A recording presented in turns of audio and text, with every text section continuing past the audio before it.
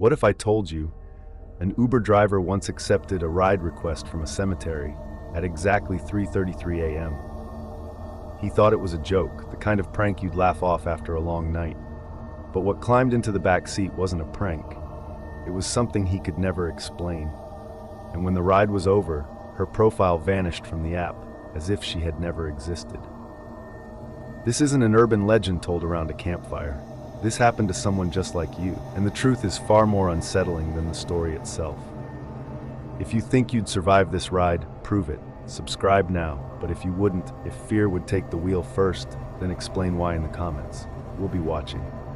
The driver's name was Daniel, mid-30s, a family man trying to keep food on the table, bills from piling too high, and the lights on just one more month. By day, he was a husband, a father, but by night, he was something else entirely. Another faceless driver on the streets, waiting for the next ping that would decide where he went, who he carried, and what he saw. He wasn't new to late-night shifts, the so-called graveyard runs, hours when the city seemed emptied of its pulse, when only shadows and silence shared the road. He'd seen his share of dangerous rides, drunks spilling into his back seat, men with too much anger in their voices, women sobbing quietly as though running from something they'd never speak about. He thought he'd seen it all, but nothing had prepared him for that night. It was just past 3 in the morning. A light mist clung to the pavement, stretching headlights into long, ghostly beams. The drizzle tapped against his windshield in uneven rhythms, almost like fingers. Outside the car, the streets were empty, eerily empty, even for this hour. No late-night joggers, no couples arguing outside bars, just silence, broken by the occasional caw of a crow perched somewhere out of sight. His radio was set low, but the station kept slipping. Every few minutes it dissolved into static, as if something in the air was interfering with the signal. Daniel chalked it up to bad reception, but he couldn't shake the feeling that he wasn't entirely alone on those streets. At one stoplight, he noticed it, his phone. A brief flicker across the screen, a glitch that froze the GPS for a second before snapping back to life. He frowned but ignored it. He'd seen his phone freeze before. Technology fails, but not like this. Not with the strange shadow that passed in the corner of his eye at the same moment, gliding past a closed store window, too quick to identify, too deliberate to dismiss. Daniel rubbed his eyes, telling himself he was tired, that the night was playing tricks on him. After all, when you've been awake this late, the mind can wander.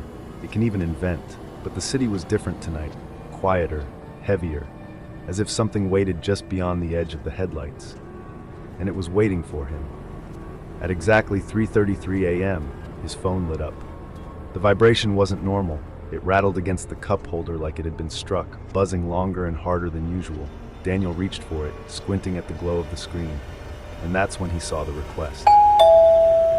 Pickup location, Greenwood Cemetery. Passenger, E. Black. He froze, staring at the words, a cemetery, at 3:33 in the morning. He'd gotten strange requests before, yes. People asking for rides to alleys instead of addresses. Riders using fake names. Once, someone had even requested a pickup at a gas station that had been shut down for over a decade. Pranks, he thought. Always pranks. But this one felt different. Daniel leaned back in his seat, chuckling nervously to himself. Maybe it was a group of teenagers, daring each other to order a ride from a graveyard. Maybe someone had the wrong address. He told himself it had to be a joke. After all, who in their right mind would wait for an Uber among headstones and mausoleums? And yet, the name on the request didn't help. Passenger, E. Black. No photo, no rating, no ride history, just a blank profile, as if the account had been created only moments before. Instinct screamed at him to decline. Cancel the ride, wait for the next one. But the truth was, Daniel needed the money. Rent was due. His gas tank was nearly empty. And in the quiet hours before dawn, a driver couldn't afford to be picky. Against his better judgment, against every whisper of warning in his gut, he accepted. The map loaded slowly, as if struggling to generate the route. Daniel pulled out of the empty street and began the long drive toward Greenwood Cemetery. The city rolled past him in silence, buildings looming like dark giants. Traffic lights turned red at every intersection, holding him longer than usual. He swore some of them stayed red for minutes at a time. while no other cars passed in sight. The streets stretched endlessly. At one light, he tapped the steering wheel impatiently, only to realize the radio had slipped again. No music, only static. He adjusted the dial, but the static remained, broken only by faint bursts of voices. Not full words, just fragments, sharp whispers buried beneath the noise, like something struggling to break through. He told himself to ignore it. Just interference, just a bad signal. But the timing made his chest tighten. His phone, his GPS, his radio, they all seemed to misbehave the moment he accepted that request. The closer he drove to the cemetery, the more the world seemed to pull away. Stores and houses thinned out. Streetlights grew fewer, leaving stretches of black road that seemed to swallow his headlights. Even the drizzle outside grew heavier, blurring the windshield like a veil. 1 mile to go. The GPS pulsed faintly on the screen, a dull blue glow marking the path ahead. Daniel's hands tightened around the wheel. The road felt longer than it should. He glanced at the clock, 3:42. 9 minutes had passed, but it felt like far more. Half a mile to go. The mist thickened, curling into the road like smoke. His headlights cut through shapes he couldn't name, shadows that twisted as if they had been waiting for him. Then, 100 feet. The gates appeared. Rusted iron, chained but hanging slightly open. Beyond them, rows of headstones stretched under a blanket of fog, Greenwood Cemetery. And waiting just inside those gates, his passenger. The gates loomed before him, taller than his car, their black iron bars eaten away by rust. The chains wound across them rattled faintly, though there was no wind strong enough to move them. And yet, the gates weren't shut. They hung slightly open, just wide enough for a single person to slip through. Daniel slowed his car to a crawl, headlights spilling across rows of headstones stretching endlessly into the fog. They looked almost alive, shapes rising from the ground, shifting, vanishing again as the mist rolled thick across the grass. A streetlight near the entrance flickered weakly, buzzing, casting uneven shadows that stretched too far, as if reluctant to fade back into the earth. He gripped the steering wheel tighter. His chest tightened. He expected to see no one, expected the request to be a cruel prank. But then, she appeared. At first, she was only a figure in the mist, dark, still, unmoving. Then the drizzle caught the folds of her dress, a dress as black as the night around her. Fabric clung wet to her frame, heavy with rain. A veil draped across her face, concealing every feature but the faintest impression of a mouth and cheekbones. She stood motionless, head slightly tilted, as though she had been waiting for him. Daniel's first instinct was to lock his doors, but he didn't. He sat frozen, hands trembling against the steering wheel as his passenger began to move. Her steps were wrong, too slow, too deliberate, the kind of pace that should have taken her half a minute to reach the car. And yet, with each blink of his eyes, she was closer, from the gate to the grass to the edge of the road, until suddenly she was there, standing just outside the back door, veil dripping with rain. He never saw her walk the last steps. One moment she was distant. The next, her hand rested lightly on the door handle. Daniel's breath hitched. He didn't speak. Neither did she. Slowly, almost gracefully, the door creaked open. She slid inside without a sound. Not a word, not even the rustle of wet fabric against the seat. And yet the air changed instantly. The warmth of the car vanished. A chill spread through the cabin, clinging to his skin, sinking into his bones. The windshield fogged, though the heater was on. His breath came out in clouds, curling into the space between them. Through the fogged glass, through the dim glow of the dashboard, he saw her seated perfectly still, back straight, hands folded neatly in her lap, head bowed ever so slightly forward. Her veil glistened under the faint dome light, water droplets sliding down like tiny beads of glass. But what unsettled him most was the silence. The kind of silence that swallowed even the rain outside. A silence that pressed against his chest, heavy, unnatural, as though the world itself was holding its breath. Would you keep driving if she sat behind you? If you'd stay, subscribe right now. If you'd run, I dare you to write your reason in the comments, because someone has to explain why Daniel didn't. Daniel cleared his throat, forcing words into the silence. Where to? His voice cracked slightly, bouncing back at him from the cabin. The woman didn't answer, not immediately. Slowly, almost mechanically, She gave a single nod, her veil dipping forward, then still again. That was it. No words, no address, just a nod. The GPS took over. Its faint blue line traced a route across the screen, pulsing softly with each turn. Daniel leaned into it, relieved the system would guide him. But as the car rolled forward, something strange began to happen. The route shifted. Roads appeared that Daniel didn't recognize. Streets he had never seen, twisting in and out of neighborhoods that weren't supposed to exist. And each time he thought the map had stabilized, the glowing path would reroute again, leading him deeper, further away from familiar ground. The silence in the car wasn't empty. It was full of small details Daniel couldn't ignore. The faintest scent of roses lingering in the air. Not fresh roses, not the kind sold in a florist's shop, but roses left too long on a grave, their sweetness edged with decay. It clung to his throat, making him swallow hard. He thought of funerals, he thought of loss. The heater was still on, he could feel the air pushing weakly through the vents. But it didn't matter. The glass kept fogging, breath pooling across the windshield and rear windows. Each exhale curled into the air like smoke, and when he glanced at the rearview mirror, he saw her breath too, cold vapor rising from beneath her veil. It should have comforted him, proof that she was real, alive, but it didn't. Not when the fog never seemed to fade, only grow thicker. Daniel looked into the mirror again. She was still, her face turned ever so slightly to the left. He adjusted the wheel, taking a turn, and for a fraction of a second, the reflection didn't follow. It stared straight ahead, frozen in the glass, while the real figure moved with the car. The two images, real and reflected, were out of sync, like separate versions of the same passenger. He blinked. When he looked again, they matched. He told himself it was the fog, the dim light, his imagination playing tricks, but the image stayed with him. Desperate to cut through the suffocating quiet, Daniel tried again. "Long night?" he asked. "Nothing. Cold out there, huh?" Still nothing. No movement, no sound, not even the shifting of her clothes against the seat. It was as though she were carved from stone, placed there only to be seen, not to be heard. His words felt smaller each time they left his mouth, swallowed before they could even reach her. Daniel turned back to the road. At least he wasn't alone on the street anymore. A pair of headlights approached in the distance, a car rolling slowly toward him. He felt relief stir in his chest. But as it neared, something was wrong. The lights flickered, breaking apart into shards of brightness. The car shimmered, then vanished completely, dissolving into the mist, as though it had never been there at all.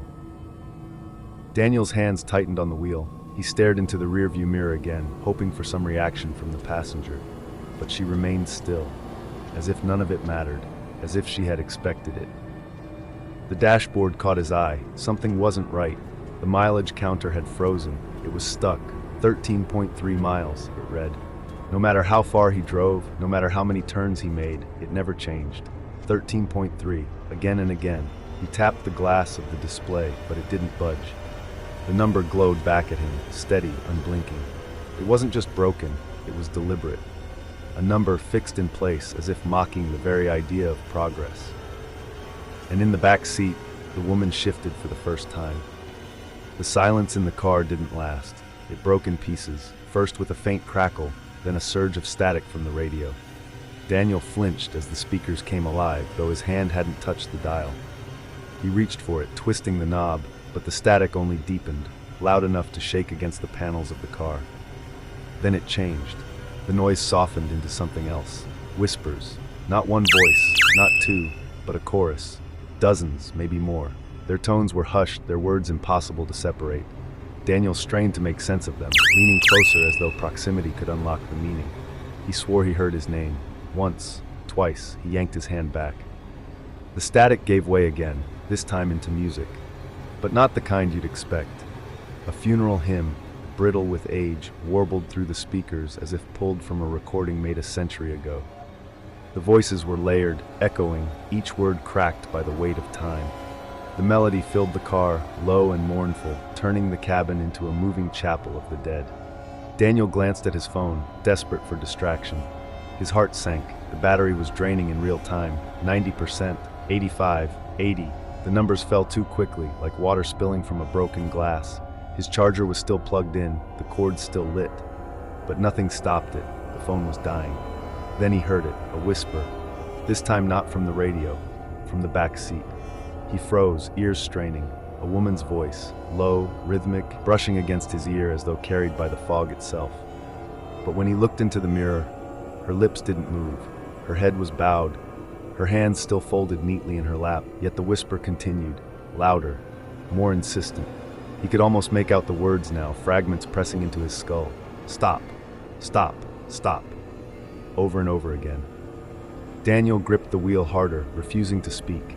His throat burned with the urge to ask what she wanted, but he couldn't. He knew, deep inside, he didn't want the answer. The road bent along the edge of the cemetery's boundary, stone walls half buried in mist. Daniel kept his eyes forward, but something caught in the corner of his vision. Movement. He dared a glance, and his blood turned cold. Between the headstones, shapes moved, pale figures, thin, stretched, stepping in perfect rhythm with his car. Their forms weren't clear, more shadow than flesh, but they followed. Every time he sped up, they matched him. Every time he slowed, they adjusted. An entire line of them, moving through the cemetery, hidden and yet revealed with each break in the fog. Daniel shut his eyes for half a second, telling himself it wasn't real. When he opened them again, they were closer. He couldn't take it anymore. His chest ached, his vision blurred with panic. He forced himself to glance into the rearview mirror again. The seat was empty. She was gone.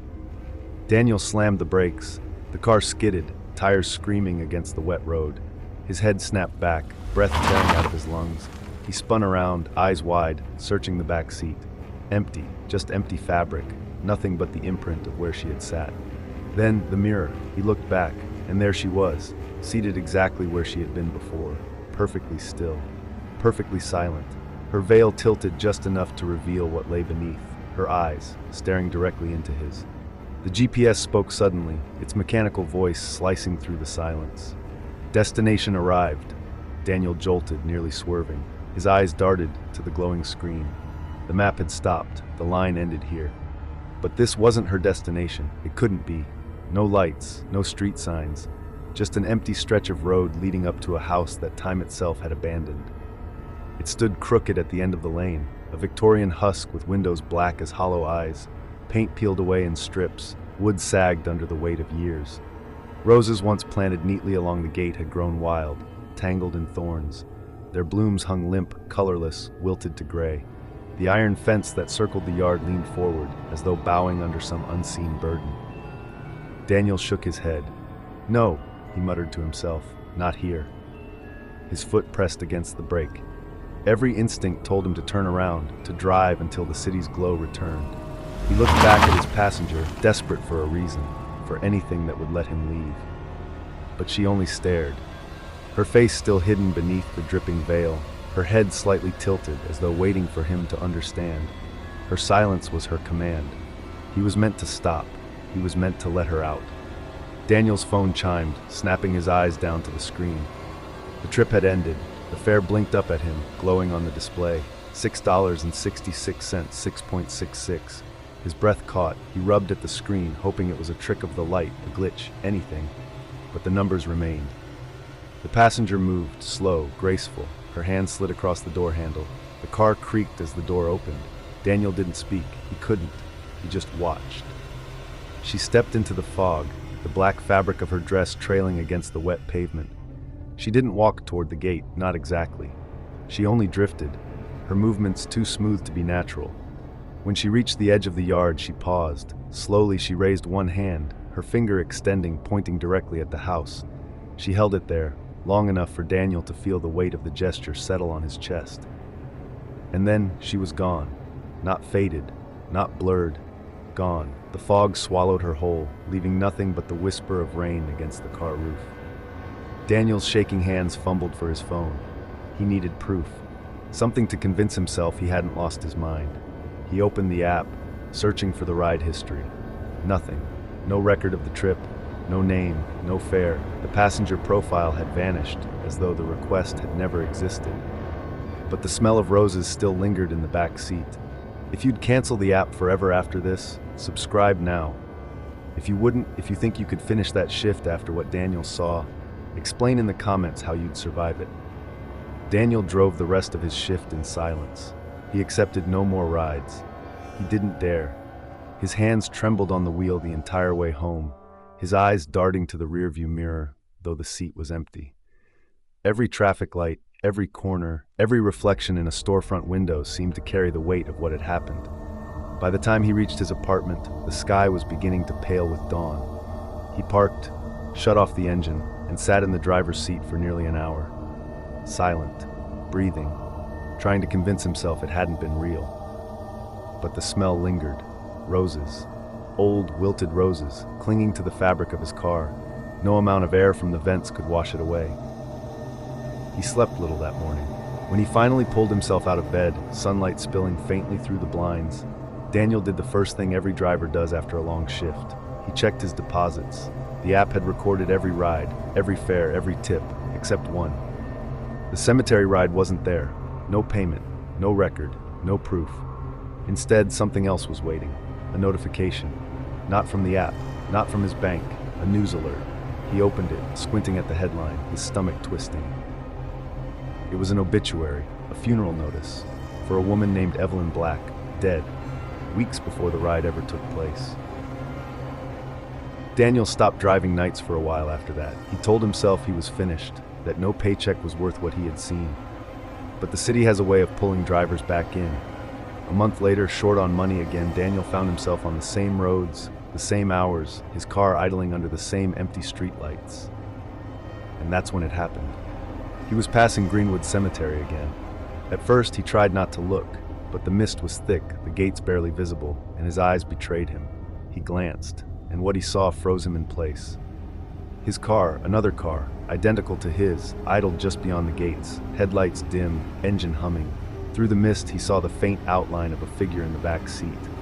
A woman, head bowed, veil dripping with rain. He looked down at his hands gripping the wheel. He was still driving, still moving, and yet there it was, his car, already waiting inside the cemetery. Daniel never spoke of it again, not to his wife, not to his friends. He kept driving, but something inside him had shifted. He told himself he could forget, that the memory would fade, but it didn't. It never did. Because every night since, no matter how many rides he accepts, no matter how far he drives, at exactly 3:33 a.m., he hears the ping. If you believe this was only a story, don't subscribe. But if you believe things like this really happen, prove it. Subscribe now, or share why you wouldn't in the comments. We'll be watching. What happened to Daniel that night wasn't an isolated story. Ask enough rideshare drivers and you'll hear the same whispers. Stories of requests made from cemeteries, from abandoned hospitals, from dirt roads where no house had stood in decades. Stories of passengers who never spoke, who disappeared halfway through the ride. Some drivers laugh it off, others quit the job altogether. But for those who stayed, the memory never leaves. One driver in Chicago swore he picked up a passenger from outside a nursing home, only to find out the woman had died the night before. Another in rural Texas told of a ride that led him to a farm burned down years ago where his passenger vanished in the smoke. And countless others admit, quietly, that certain roads, certain addresses, certain hours of the night, they avoid at all costs. So now the question is yours. Would you still drive Uber at night after hearing this? Would you roll down those same empty streets, waiting for the next ping, knowing who or what might be waiting at the other end? If you've ever experienced something strange, if you've seen or heard something during a late-night ride that defies explanation, tell your story in the comments below, because your story may be the one we share in the next episode. Daniel's story began with a single ping. One ride, one passenger, one decision to accept, and it ended with a truth he can never escape. Because the real horror of that night isn't who you pick up, it's who never leaves.